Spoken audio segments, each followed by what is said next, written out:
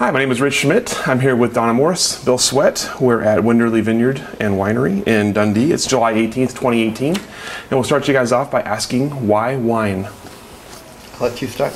Why wine? Wine was a big part of our story. Bill and I met in Boston in about 1982, and our very first dates were walking around the north end of Boston and Beacon Hill, visiting little wine shops and determining how we were going to spend our $5 that we had allotted to a wine purchase or to a beverage for dinner that night. So wine was just sort of always there. What's your recollection? Yeah, too. We kind of fell in with a group of people who were learning about wine, and so we just kind of started this journey with them. And as Donna said, we were really fortunate that there were a number of really good wine shops around us. The interesting thing, to me anyway, is that in those days it was very intimidating, to go into these wine shops. In a lot of ways you felt like you weren't smart enough to be there if you didn't really understand everything about wines. And there were definitely some of those shops that were in existence at the time. But there were also some that were incredibly helpful. I have this great memory of a wine shop in Boston in my neighborhood in the North End, and the salesperson there felt like an hour explaining to me how Amarone is made.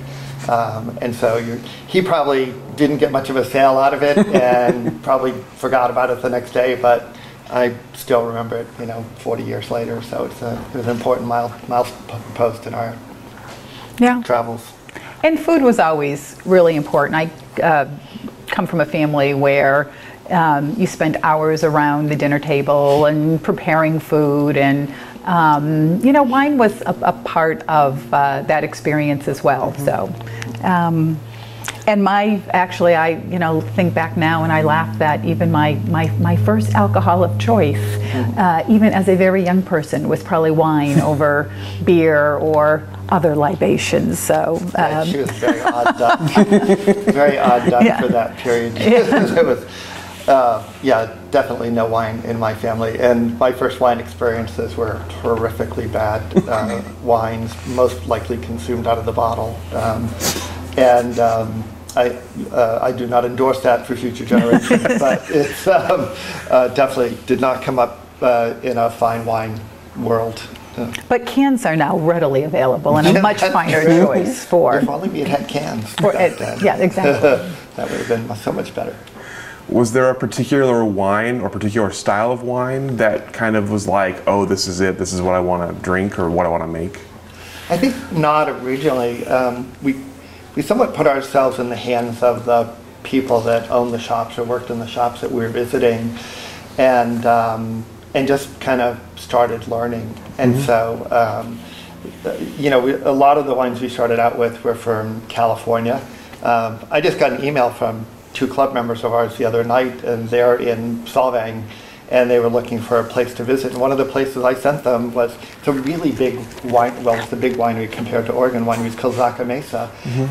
And they still make really nice wines, but it was one of the first wines that Donna and I were introduced to. So, for us, it was like, well, check this place out, because that kind of, we have a connection with them, at least in terms of how we learned about wines.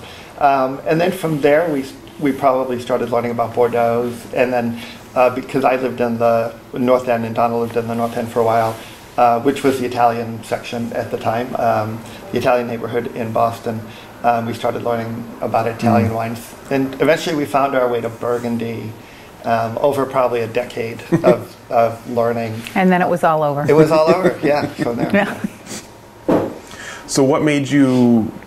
How did you get here? How did you get from I like wine, I'm living in Boston, I drink this is great wine, to living in Oregon and owning a winery? A lot of it was serendipity. I always, when I think back as to how we got here, a lot of it had to do with the fact that we didn't have children. And so Bill and I will be married 34 years in September. And probably about 20 years ago, we figured out that children were not in the cards for us. And so it just gave us a lot more freedom in terms of deciding where to move, what to do, what kind of jobs we had to have. And so in the late 90s, we actually had an opportunity to go to Japan for our jobs for a few years. And when we went there, it was sort of a big change in our lives. So we started to get really adult. It was the first time we got our wills in order, and even though we worked in financial services our entire lives, it was the first time we sat down and really mapped out what a financial plan would look like for us going forward, and sort of where we were at that point and where we wanted to be in the next 10 years. And as part of that exercise, we determined that at some point we'd probably like to leave the corporate world and start a business of our own. And then it was over the next 4 or 5 years that we started to talk about what kind of business we might like to do together. And what we decided was we wanted to grow grapes and we wanted to make wine. So that's how the decision to make wine really happened. And how Oregon happened was Pinot Noir had become our absolute go-to favorite grape variety. And our favorite American Pinots were coming from Oregon. So it was almost as simple as that. So starting in about 2004 and 2005, we started to make many trips to Oregon to try to figure out what it is we liked about Oregon wine so much, and to start to get smarter about how we would actually start a business here, and where we wanted to be in Oregon, and how we wanted to build our business. Yeah, it was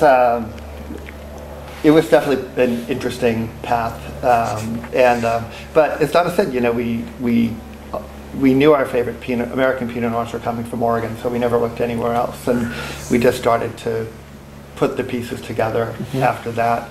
And we're very fortunate. It was then and is today an incredibly collaborative industry, and so we could visit as people from Boston thinking about getting into the wine industry and talk to anybody. We'd visit tasting rooms and we'd talk to the people who work there or the owners and ask questions and ask for help, and people were always very gracious and willing to help us out, and so that was a big part of it as well. We got here and felt like this is the place we'd like to live. I had never been to Oregon before 2004 or 2005, and so when we first came out here to visit, part of it was to determine if this is a place we would like to live, and that was easy. I mean, who wouldn't want to live here? I mean, there's just, Portland's so fabulous, the coast, the valley, the people. It was a very easy transition from a living perspective. But we also wanted to gain a better understanding about what the business was like. And so Bill actually found this company called Vocation Vacations. And interestingly enough, the company was founded in Portland. And what this business did is it provided real-life work opportunities in a business that you might potentially be interested in starting or entering. That's really cool. Yeah, and so happily, one of the careers that was highlighted was owning a winery. And so we came out here in the summer of '05, and we were actually matched with a winery called Stone Wolf Winery that was based in McMinnville. And we worked there for a week, and we visited vineyards and we worked in the winery. Bottling happened to be going on, so we were pretty much the bottling crew for 3 days. We worked in the tasting room a couple of days, and so that was another big part of our education. And the owner of Stone Wolf, Linda Lindsay, is actually a very smart businesswoman, and she was terrific in sort of opening up her books to us. So it was also a really good way for us to really evaluate our business plan against the reality of owning a winery. So that was hugely educational. And the other thing that we always say was it wasn't a beautiful, glamorous winery situation. It was an urban winery in McMinnville. The first day we drove into the parking lot, the winemaking team was sitting out front in plastic chairs, having coffee and breakfast. There was no beautiful vineyard, there was no glam winery, but we really still liked the work, and we figured, okay, if we could really learn from her and like this experience that is not at all glamorous, then we were pretty comfortable that we could move forward and do this. Yeah, I mean, for that reason, it was really perfect, because it would have been so much, if you come to a place and you're like, oh, look, it's the glamour of the wine industry, of course you're going to fall in love with it, right? But it was a very different experience. It was very practical, and we're going to remove all the facades, in front of what this is, and here's what the work looks like, and do you feel like committing yourself to that work? And so that was great. And then we followed that with, at the time there was a business in San Francisco called Crush Pad, and they allowed individuals to make a barrel of wine. And so we had been kind of working with them to put together winemaking protocols, and so immediately following the vocation vacation experience, we went to San Francisco and made wine, made Pinot Noir at Crush Pad from the Amber Ridge Vineyard in California, and that was a great experience as well. And so we learned quite a lot along the way from those two opportunities. So what made you choose this location? How did you find it, and what made this the spot? So part of the research that we had done is when we determined that our favorite American Pinots were coming from Oregon, and specifically the Willamette Valley. We went into our cellar and said, okay, what wines are we drinking? And so when we would come to Oregon, we would really focus our attention and visit those wineries where we had been drinking their wines for years. And we quickly figured out that most of the wines that we were drinking were coming either from the Dundee Hills or from Eola Amity. And so we sort of made a leap and said, okay, well, maybe it's the soils. We really seem to like volcanic soils and the wines that are produced from these two AVAs. So we focused our vineyard search primarily in the Dundee Hills and Eola Amity.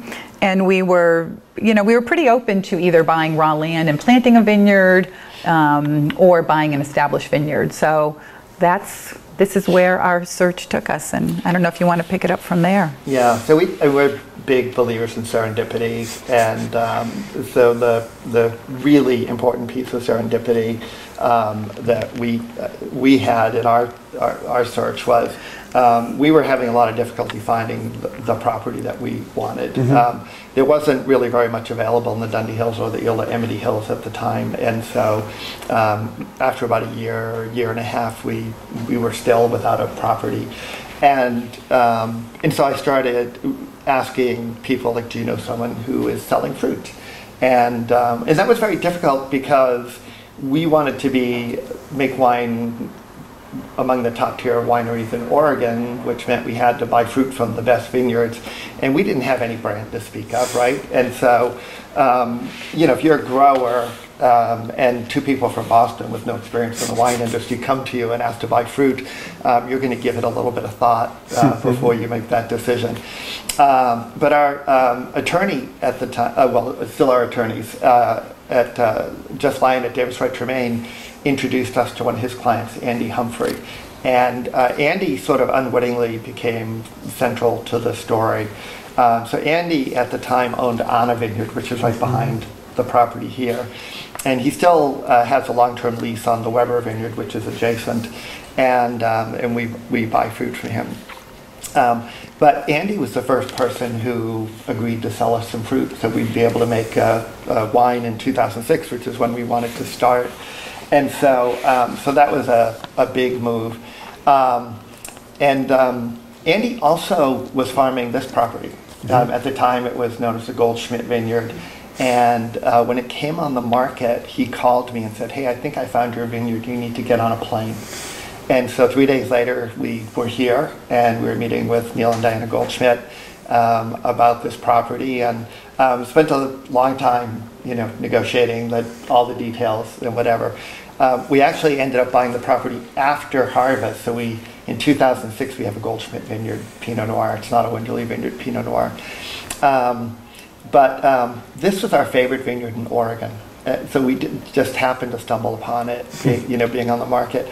And our second favorite vineyard in Oregon is the Arcus Vineyard, owned by Archery Summit, which is directly below us here. So we definitely landed in the right neighborhood. And then Andy was also farming the property that Robert Britton bought. And so he made the introduction to Robert, and Robert's been our winemaker ever since. And so all of that kind of revolved around us meeting this one person, and him making introductions to other important people in our story. Sure. Pretty interesting to buy your vineyard from the former governor. I imagine that was an interesting process.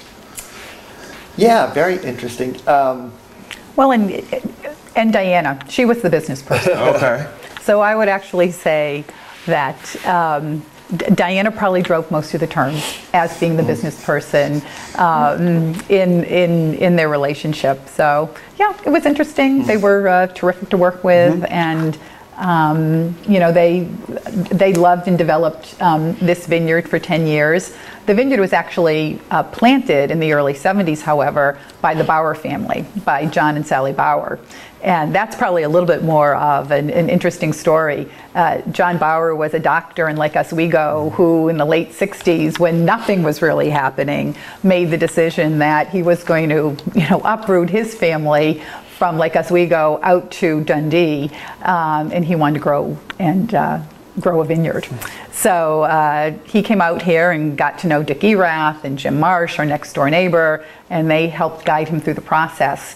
And when he planted the vineyard starting in 1974, he named the vineyard the Dundee Hills Vineyard. So that's another piece of history here, is the original name of the vineyard was Dundee Hills Vineyard. And the Bauers owned it and developed it for almost, the first 25 years. And then Neil and Diana bought the vineyard from them in '98. And did some replanting, because when the vineyard was planted originally in the 70s, the upper part of the vineyard was planted to Pinot Noir and Chardonnay, but the lower part of the vineyard was planted to Cabernet Merlot and Gamay. So people were clearly experimenting. But the lower part of the vineyard was pulled out by Neil and Diana and then replanted to Pinot, so today it's all Pinot Noir. You had mentioned the collaboration in the industry, and of course it's a pretty common theme across our interviews. I'm curious, when you got here or when you were going through the process, were there other people who kind of reached out or stepped up to help you in the kind of initial process of getting here? Who would you say? Well, I think once we got here, what was probably more important is if we reached out, people answered and then worked with us. So Sure. I don't know that anyone reached out to us before we landed, but we were definitely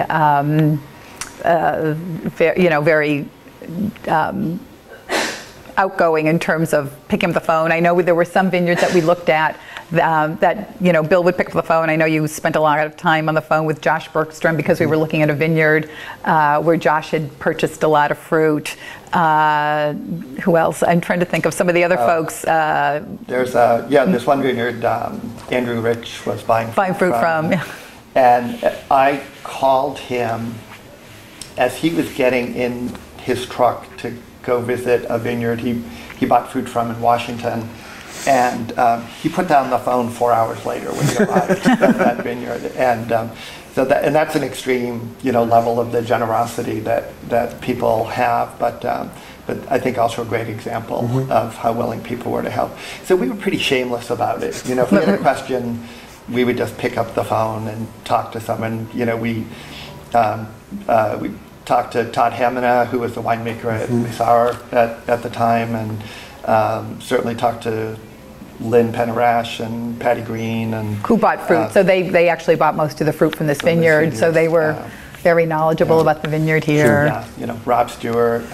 David Adelsheim. The team at Adelsheim has been incredibly helpful, and so it's such an interesting thing. We really did shamelessly reach out to people, and they very generously helped. So it was a great experience. Sure. You mentioned meeting Robert Britton and him becoming the winemaker here. Tell us a little bit about that kind of the meeting and how the relationship has developed. Oh yeah, that was phenomenal. So neither one of us were interested in meeting each other at the beginning. Yeah, so Andy Humphrey actually put together a weekend where I think we met with 10 winemakers, and Robert was one of them. And we met for lunch at the bistro. And you know, as Donna says, so we went to the meeting thinking, why would we come to Oregon and hire a winemaker whose reputation was made in the Napa Valley? And Robert came to lunch thinking, why do I want to make wine for a couple of people from Boston who probably just want an ego brand? And so, but we sat down for lunch, and one of the things we had with us was this, 5 or 6 page winemaking protocols questionnaire from Crushpad. And so that became kind of the basis for our conversation to talk about winemaking with Robert. And I think there were a couple of things that were really important in that discussion. One is we learned that Robert was really interested in making our wines. He wasn't interested in making a Britton wine with the Winderlea label. He really wanted to make our wines. And he understood that we were going to be full-time in the wine industry. We weren't going to be in Boston, leaving him out here all alone. And so we both left that meeting thinking, oh yeah, this is the right match. When you talk about making your wines, I'm curious if you can just sort of describe that a bit more. But you're talking about just sort of making wine that represents your vineyard? Well, represents our kind of perspective on winemaking. Okay. And so, we like really elegant, restrained, delicate wines that are kind of structured on acidity. And we like a lower new oak component to the wines as well. And so, I think our Chardonnays are great examples. For the first several years, we used exactly the same fruit in our Chardonnays. As did Britton, yeah. Yeah, as did Robert. And those wines were completely different from one another. If we were to both pull a 2006, 7, 8 Chardonnay, they're both really beautiful wines, but they're different wines. Interesting. Okay. So tell us about the name Winderlea. Where did that come from? So Winderlea comes from our East Coast roots. Bill and I have owned a house in Vermont, and we bought it from a family who owned the house for, 60 or 70 years, and they had named the house Winderlea. And it's a made-up word combining wind and lea, meaning field or meadow. And we just thought it was a pretty word, an elegant word, a little lyrical, and we thought it sort of fit the brand. We decided we weren't going to name it after us, Swed and Morris. We just didn't feel there was a lot of beauty and elegance in those names related to a wine label. And we thought Winderlea fit, and it was sort of a way to keep our sort of East Coast roots close at hand. And and it's always at the bottom of a list, and most people mispronounce it. Other than that, it works fine. It works fine. It's perfect. It's perfect. So tell me a little about your roles in the winery and sort of day to day, week to week, year to year, how you have figured those out, if they are what you intended them to be when you started, or how they've evolved. So we knew pretty much from the beginning what sort of the separation of duties would be. Most of my career I worked in product development and marketing, so for me to take on the marketing and the sales components seemed very practical and in line with what I knew and what I did. And Bill, your background had been primarily operations and service management and process management, and I don't know, we decided that seemed to align with vineyard and winemaking. Yeah, and there's a lot of overlap. There is, yeah. It's because like most people who worked in service and operations, I'm absolutely convinced I'm a brilliant marketer. And everybody does. And so I'm frequently bombarding Donna with ideas. And conversely, Donna has a phenomenal palate, and so she's very involved in the winemaking decisions as well. And so, I think you don't start a business with your spouse thinking, oh, there are parts of the business I'm absolutely not going to be part of. So we do tend to engage each other in conversations about our different kind of areas of expertise on a regular basis. I think it's Donna's greatest nightmare to be on a long car ride with me because she can't escape. And so she knows I'm going to ask my 52 questions during that car ride. I'm curious, you come from a background in marketing and sales. I'm curious what was sort of the unexpected challenge of marketing Oregon wine when you got here? Was it what you expected, or has it been different?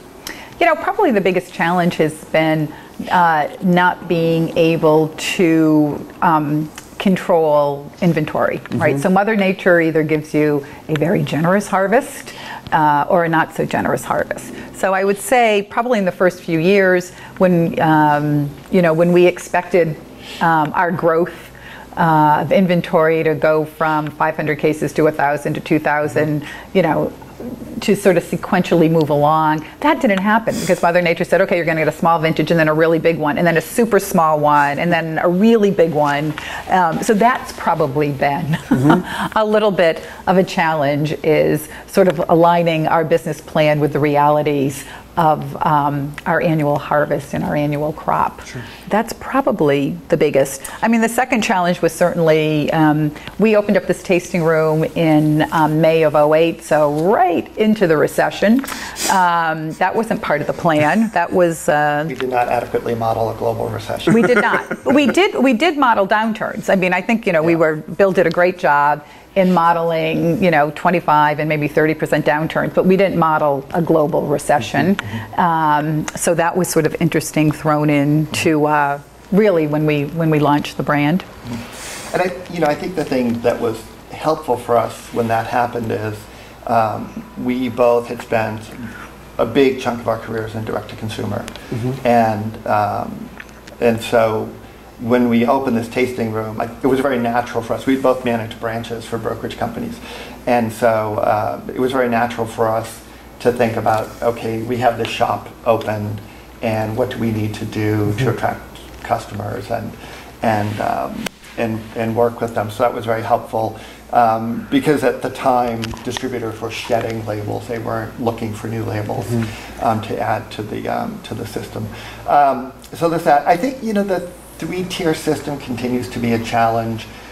There's been an enormous amount of growth among wineries and enormous consolidation among distributors. So these numbers aren't exactly correct, I'm sure, but they're directionally correct. We're 25 or 30 years ago, there were 2,000 American wineries and 3,000 distributors. Now there are 20,000 American wineries and 600 American distributors. And so that has really reshaped the way the industry works in a lot of ways. And then you have, compliance in every state. Alcohol is a state-regulated industry, and so how you sell wine in every state is unique. So we do joke, having come from the financial services industry, that we went from the second most regulated industry to the most regulated industry in this country. So fortunately, we had a big compliance background. So that we know how to do. Yeah. Really, yeah. That we're good. So we do. Yeah, we are. Actually, we have always had somebody focused on compliance. So we wanted to make sure that we did not run afoul of any regulators. So. It's interesting because the two biggest things we usually hear when we do these interviews are the biggest complaints are selling wine and dealing with the paperwork. So you guys were kind of out in front of that with your backgrounds. That's a good way to come in. Yeah, because people, again, people look at this industry as sort of the romance of growing grapes and making wine, but underneath that, you still have to sell it. And so this business has all of the same, issues and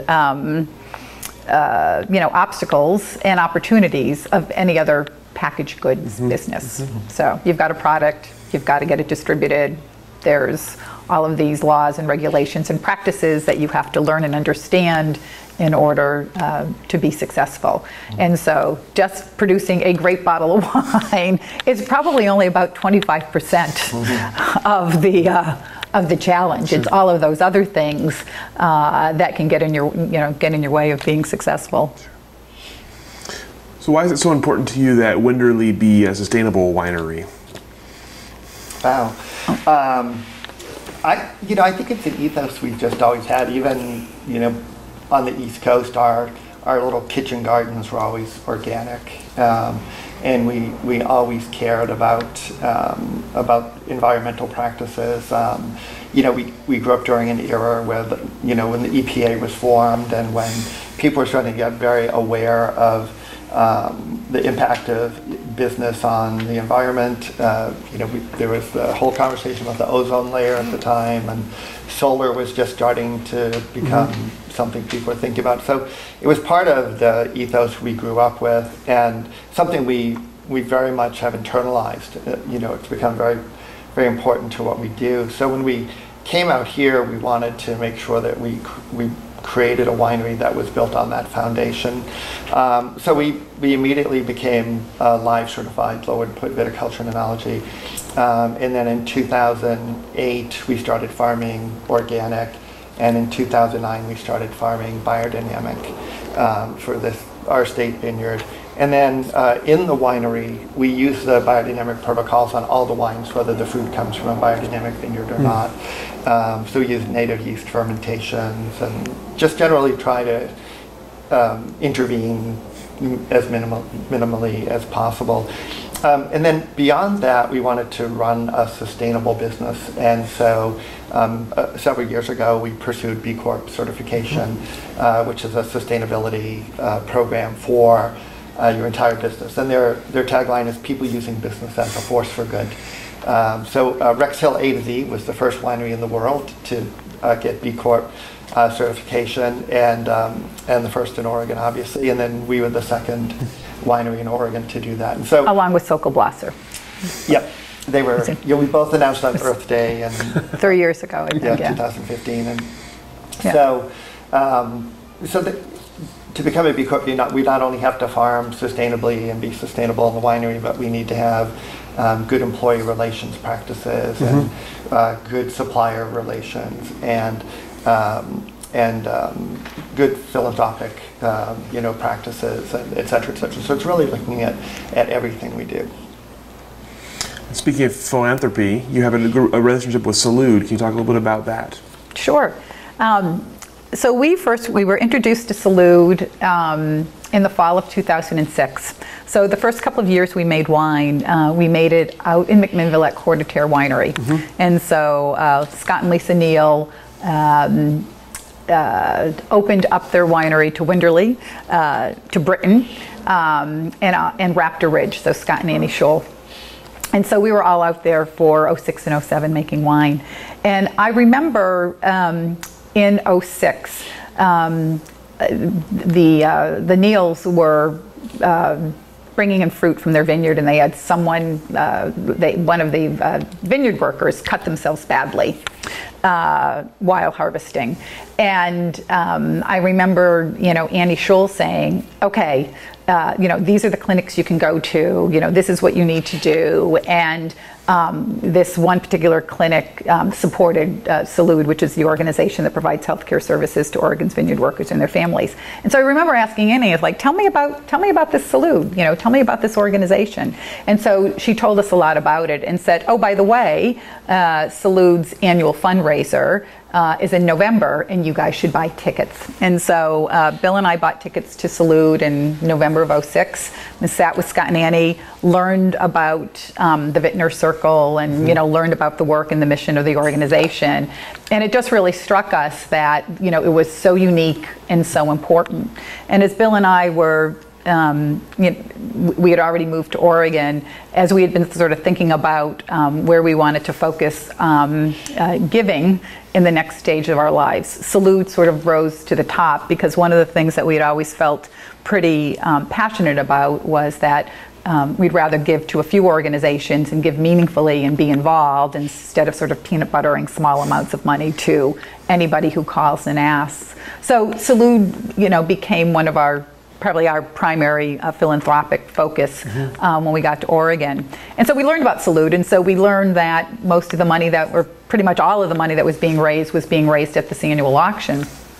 And it was, we thought, well, that's great, but that's only 40 wineries, and there's a lot more wineries, so clearly there's got to be ways to get to get more wineries to help fund Salud. So Bill and I thought about different ways that we could participate. So we were a brand new winery, no one knew us, or there was no reason to bring us into the Vintner Circle. We hadn't even produced our first wine yet. So what we had decided was that when we opened up the tasting room, that we would actually donate our tasting room fees to Salud.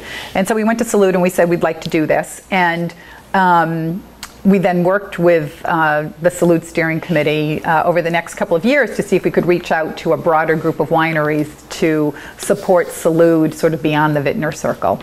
And we started this program called the Compañeros de Salud. So for wineries that wanted to donate a weekend's tasting fees, or if they did a special event, so that we could start to develop other sources of revenue for Salud other than the annual auction. So that's really where we became quite involved. So from 2008 through about 2012, I guess, we donated all of our tasting room fees to Salud. Wow. At that point, we started, we changed our business hours. We were now at the size where we needed to be open every day, and we were open 12 months a year. And so what we do now is we make a monthly contribution to Salud that equates to what those early years 100% contribution looked like. So our tasting room fees still, a big chunk of it goes to support monthly checks to Salud. Nothing to add. Nothing to add. You mentioned the uniqueness of Salud. What was your impression of it when you first heard about it? What was your impression of it in relation to sort of Oregon's industry? I mean, to us, it's always seemed very. It fits very well in with Oregon's industry. So I'm curious, like, what your impressions were. To me, it's just. I don't know. I am daily in awe of the people who founded this industry. Who at a time when they were going to sales meetings with their distributors and starting their presentations by showing people where Oregon was on the map, were also thinking about the future of the industry. And so they formed a great many forward-looking organizations, with Salud being maybe first and foremost among them. And I think it speaks to the values of the people who formed the industry, is that they recognize that they depended very much on the labor of a group of people who, many of whom were itinerant, and for that reason didn't have access to health care throughout the year, and who wanted to find a way to, at least for that period of time while those workers are in Oregon, give them access to good health care. And so I don't know, I'm in awe of the people who thought of this idea, and I think it perfectly describes the way the industry aligns its values.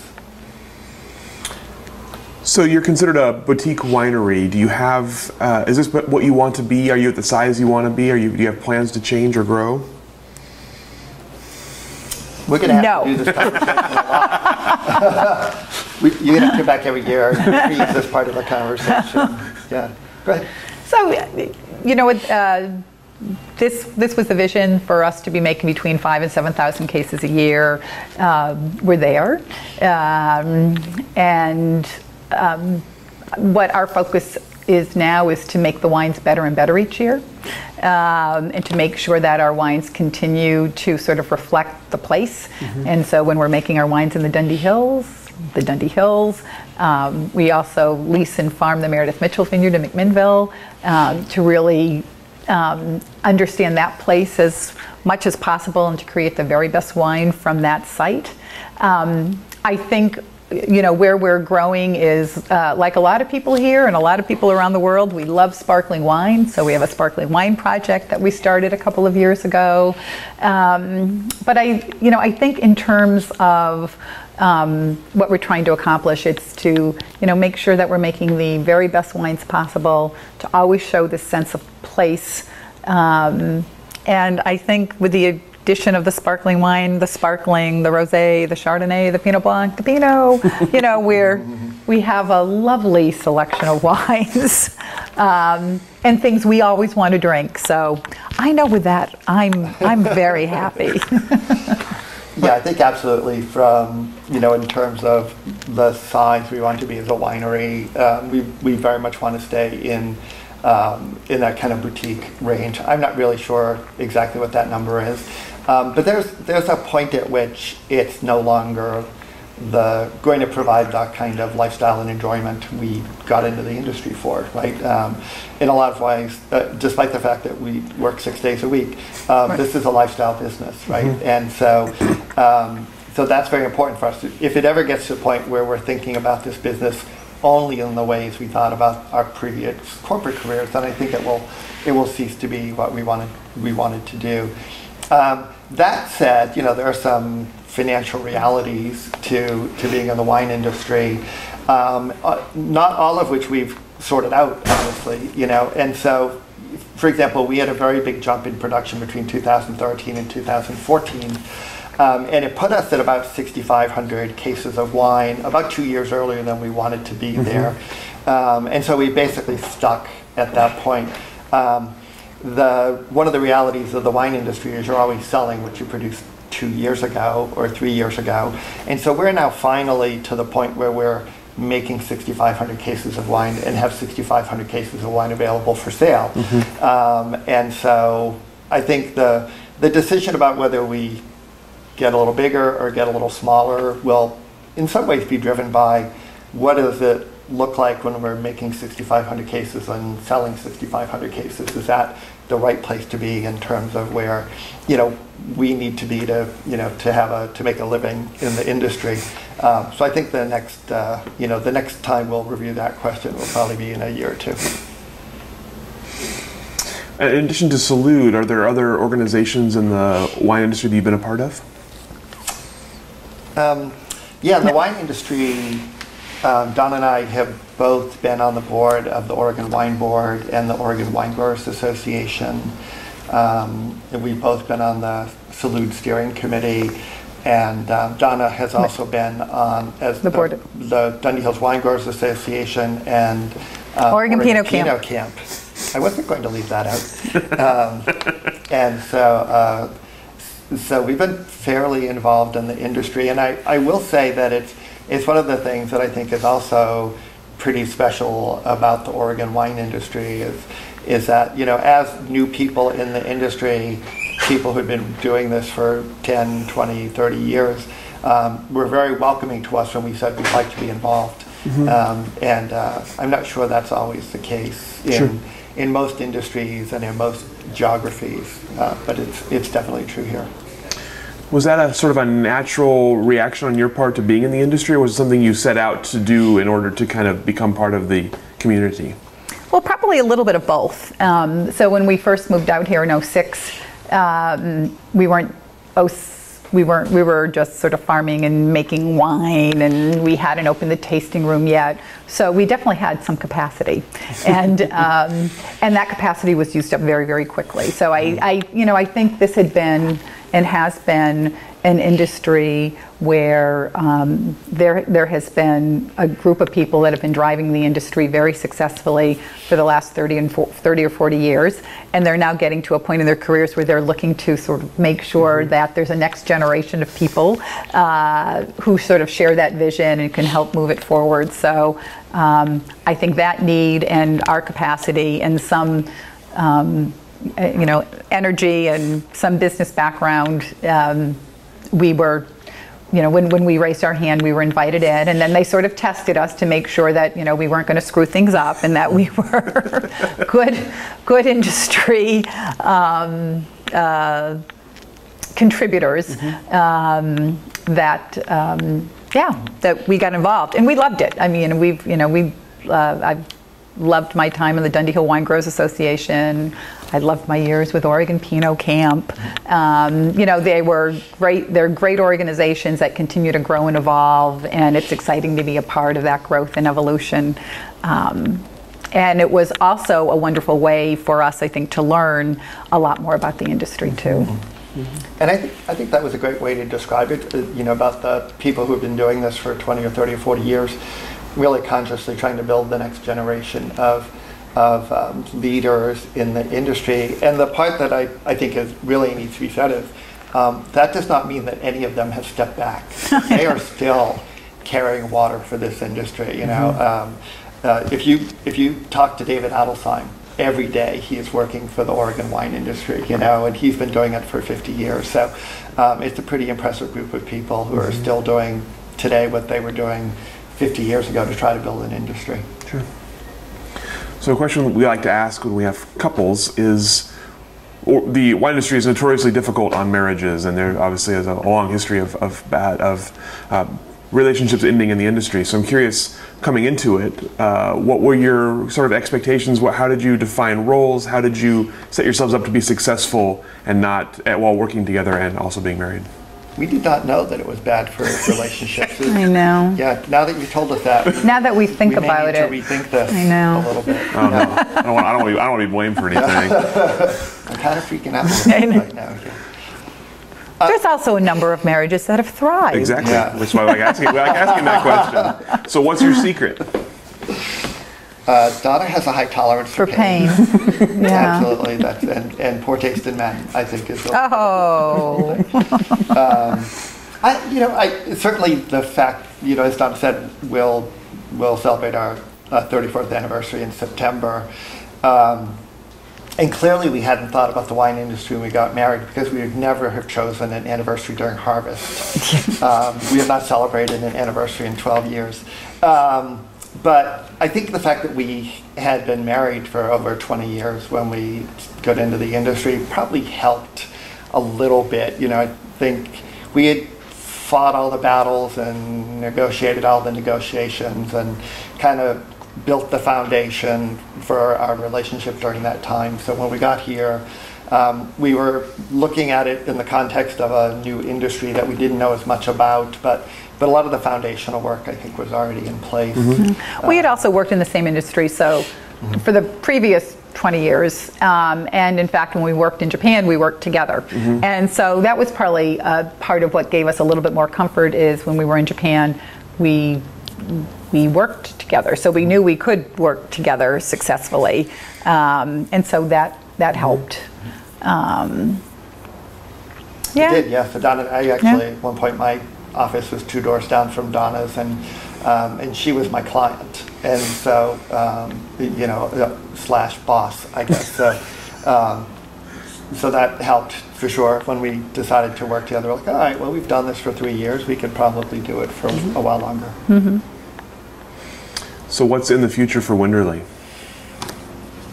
Oh, you should answer that. I should answer that. I talked about it a little bit earlier. I really think it's about, continuing our quest to make the vineyards as good as possible, to make the wines coming off these vineyards as good as possible, to make sure that we're providing our guests a wonderful experience when they visit. And to continue to grow, and when I think about growth, it's probably a combination of seeing our wines in more restaurants across the United States, growing our wine club. We were getting on a little bit of a run, getting into Canada and the UK until the recent tariffs. There's now a great big stop on that for the moment. But to have some spattering of international distribution, I think is important, and we'll continue to do that. Yeah, I think a lot of the future is just trying to do what we're doing, only better. So we'd like to be better growers and better winemakers. We'd like to run a better business and be better employers. We'd like to be, better contributors to the industry, and better stewards of, this place. And so I think if we can continue to find ways to do that, then that will be success.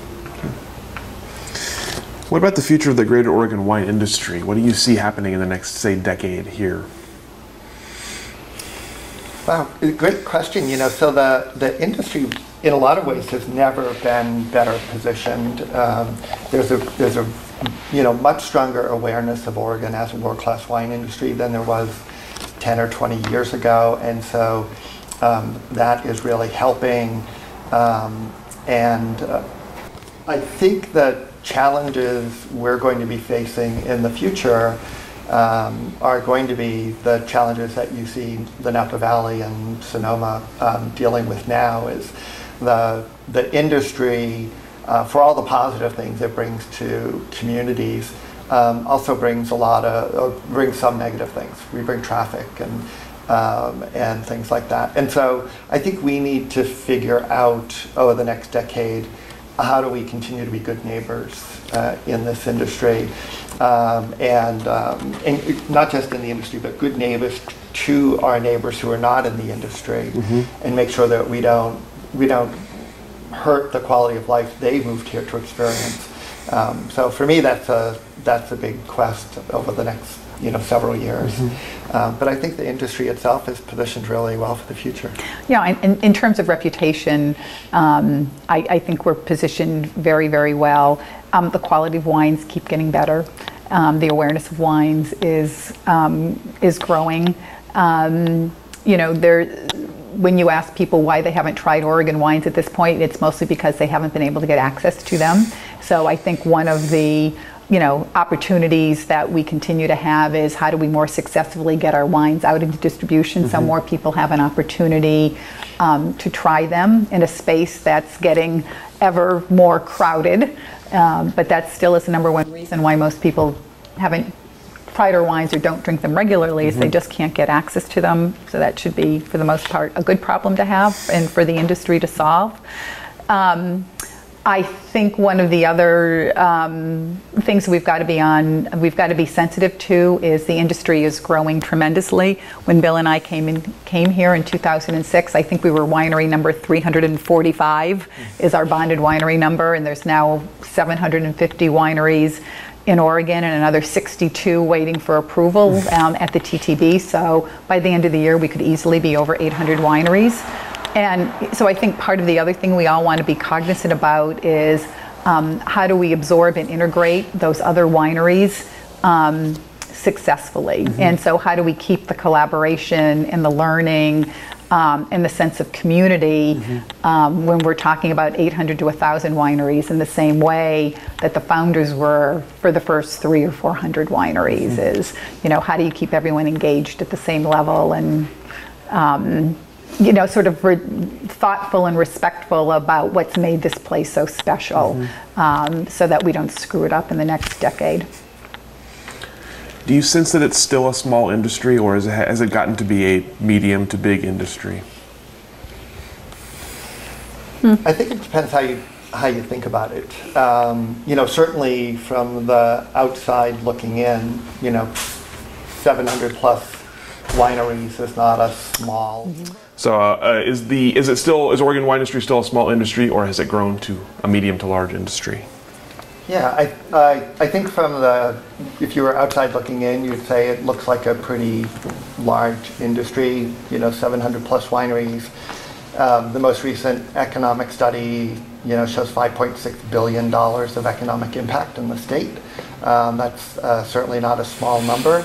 But on the other hand, if you look at the amount of wine we produce about 1% of the fine wine sold in this country. And so from that perspective, we're relatively small.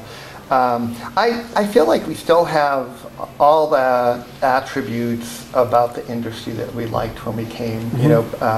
It is still collaborative. People are still working together. And, as Donna said earlier, it's really important that we continue to build the successive generations of leadership. So I think it's incumbent upon Donna and me and others who are involved in the industry to identify the people who are joining the industry now who might want to be part of it and give them, find opportunities for them to help move the industry along as well. Sure. Do you have any concerns about the rate of growth or the way in which it's growing in terms of outside influences onto the state? Obviously, you guys are outside influences yourselves at one point, but with the money coming in from California and from France, is that a concern of yours? Oh, I think it goes back to what I talked about a little bit earlier, is how do we best integrate those folks into an Oregon way of working together. And I think as long as we're successful doing that, we should be fine. I mean, I think the influence of the Burgundians can be very helpful from a marketing standpoint. It provides even a greater level of what word am I looking for? panache, no, that's not the, I hate that word, legitimacy to why this is a great place to grow Pinot Noir. So I think that's terrific. And so I think it's really just incumbent upon all of us is to make sure that we continue to work together collaboratively as we move forward. Yeah, I think the people who have entered the industry to this point have been good citizens, I would call it. You know, they've reached out to the industry. They've been very open about what they want to do, what their plans are in the industry. You know, they're creating Oregon brands, and I think all of that's very positive. And honestly, as Donna said, some of them have marketing muscle far in excess of anything the rest of us have here in Oregon. So that's a very positive thing for the industry. You know, I think more and more people will know Oregon and will know that Oregon is a place that routinely makes exceptional wines. What advice would you have for someone entering the industry today? And that can be at any level of the industry. You get a sarcastic comment in your head. No, I don't. I don't have a sarcastic comment. I continue to think it's an exciting business. So I think it depends on where you come in. So I think of a lot of people who I think it's a very exciting and interesting sales career. I think it's a very exciting and interesting marketing career. I think wine as a product in a category is interesting and compelling, and I think there's a lot of new ways that we can bring product to market and introduce the product to consumers and to the trade. So I think if you're looking at the wine industry from that perspective, I think there's tons of opportunity and it's really, really interesting. I think if you're coming in as a grower, I think there's probably still a lot of opportunities out there and still a lot of probably great untapped vineyard property that we don't know about yet that can produce terrific grapes. I think the winemaking and the wine distribution part of it is the toughest. So I think it sort of depends on how you want to come in. I mean, I think we understand how to grow grapes here now. We certainly understand how to make great wine. I think the distribution part is, continues to be one of the toughest areas. Yeah, I'll just speak to the people who come in as owners of wineries. I think you need to be really honest with yourselves about how difficult this industry is financially. You know, if you're starting out small. Our first vintage was 570 cases, and you're building inventory well in advance of having the ability to sell that inventory. And that's money out of your pocket. That's a lot of money. So, the typical 3,000 case winery at some point will have almost $1 million of inventory, right? So you need to think about that when you're coming into the industry and really be prepared for the long haul. And I think you just need to be able to convince yourself that it's going to be much more difficult than you think it is. It really is going to be a long slog for that reason. That said, I think the industry, the Oregon Wine Board and the Oregon Wine Growers Association now have started to produce some tools that will make it easier for people entering the industry to do those kinds of, what-if scenarios or understand what the compliance requirements are, so that if you are thinking about entering the industry, you get a much more realistic view of what it looks like and what your contribution is going to need to be along the way. That's all the questions that we have planned for you. Is there anything else I should have asked? Anything else you'd like to add here at the end? I'm just saying, we've been doing this for 12 years now, and it's 13th vintage in the field. 13th vintage right now in the vineyard, and it's as compelling and as enjoyable an industry now as it was when we got here. So we're still having fun. Excellent. Thank you both so much for your time and for your answers. Really appreciate it. Our pleasure. We'll go ahead and stop the recording.